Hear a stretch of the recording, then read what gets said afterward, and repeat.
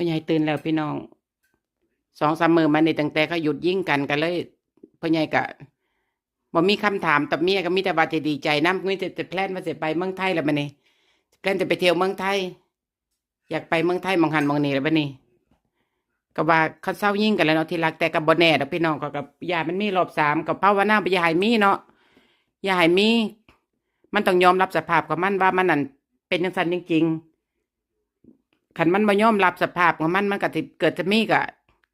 เฮาก็ต้องป้องกันตัวเฮาเนาะบ่ได้ว่าสิตั้งใจอยากได้ดินแดนบ้านเขาบ้านเมืองเขาดอกบ้านเมืองไผก็อยากได้เนาะเฮาบ่เคยว่าไปล้ำของเขาอยู่แล้วเฮาบ่เคยว่าเป็น